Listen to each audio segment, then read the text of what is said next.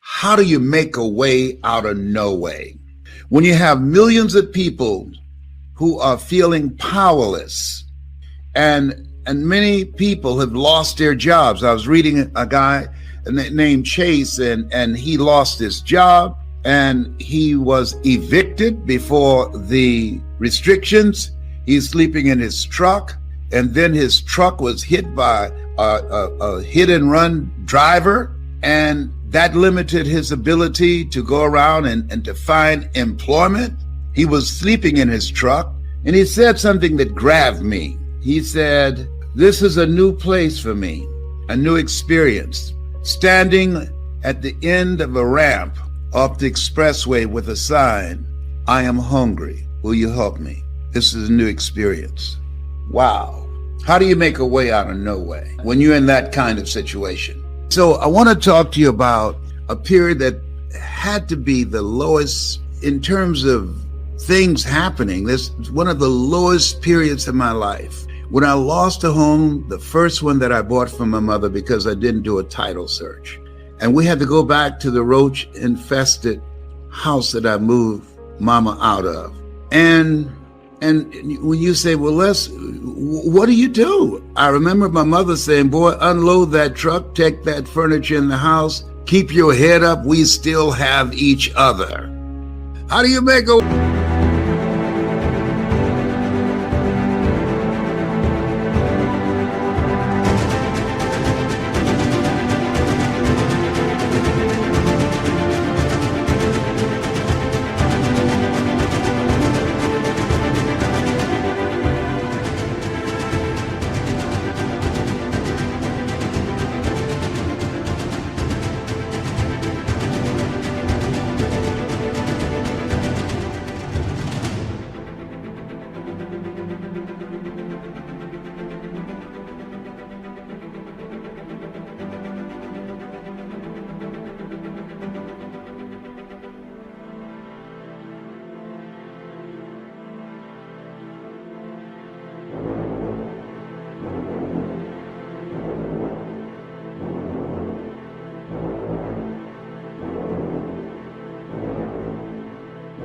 way out of no way, I want you to write this down. Choose your hard. Life is hard, and you can choose to stay where you are, and that's hard. Trying to survive living in your truck, trying to keep your esteem up, standing with a sign that's saying I'm hungry, and how people come by looking at you and laughing at you and passing you by and don't let you register in their eyes, and you feel invisible. That's hard. But there's another hard, and that hard that you can choose is to go into action, is to find something somewhere that you can earn some money from. And that's what I had to do. Use your power to create a new beginning for yourself. Use that. How less? A spirit of power and of love. Find something that you love. Do what you love and find a way to get paid for it. So guess what I decided? I couldn't go back to a job because I don't like working for someone else. I'm not mentally fit to work for someone else. I didn't come here to work for someone else. I came here to live my calling. A job is what you get paid for. A calling is what you're made for. I came here to speak, and I was going to find a way to get paid to speak. And I would go to seminars and workshops. I invested in myself. I couldn't afford to do it, but I couldn't afford not to do it.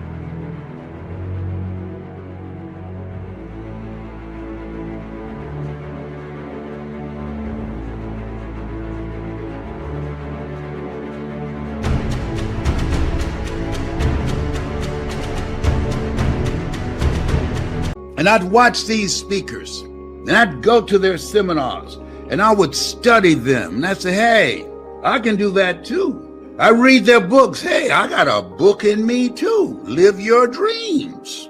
I know about tough times. And see, they can make you or they can break you. Come on now. Come on, bring it. Come on now. Yeah. God not given us a spirit of fear. I had to replace fearfulness with being fearless and creative and take the initiative to do something else with my life.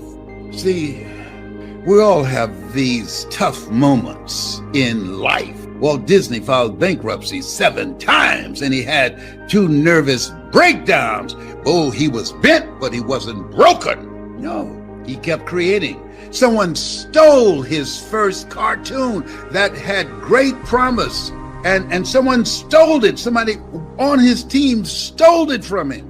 His heart was broken, but he didn't stay there being angry and bitter and talking about it. He created Mickey Mouse. Had that person not stole his first cartoon, Elmer, Mickey Mouse would not have been born. Many times when one door closes, another door opens, but we many times spend time looking at and talking about the closed door. We don't see the open door. But I must add, he told his family, no matter what you do, file lawsuit after lawsuit and get my first cartoon back. And last year, his family won the lawsuit. And now, that cartoon that was stolen from him, he orchestrated that from the grave. That was a bad boy. Family, the Disney family, got it back. Listen, let me share something with you here.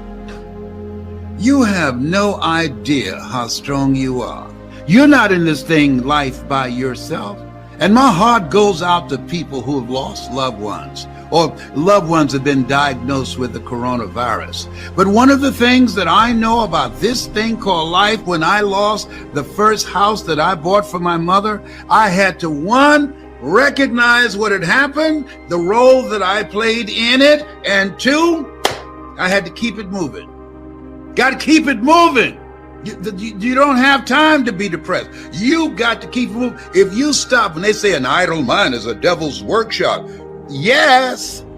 If you don't keep it moving, you will become overwhelmed with feelings of being powerless. You'll become overwhelmed with a negative mindset. You'll become overwhelmed with the adversities that you're facing, and you forget greater is he that's in you than he that's in the world. You forget you're more than a conqueror. You forget that you have the power to live your dream. No, you got to get fired up. You got to get fired.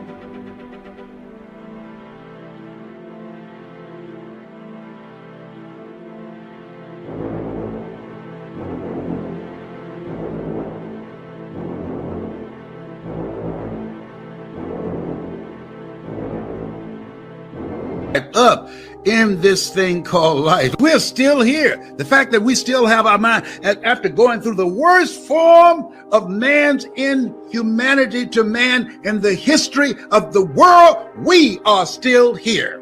Oh, wow. And whoever you are, whatever your paint job, you're still here. And this day is the best day of your life. This day, how could you say that? I don't have a job. This day, I'm going through foreclosure. I've just been evicted. This day, I'm making a choice between prescription drugs and food and keeping a roof over my head and clothes on my back and keeping our family together. This day, the best day of your life. How could you say that? If it's not, try missing one. You have the power in you to change it.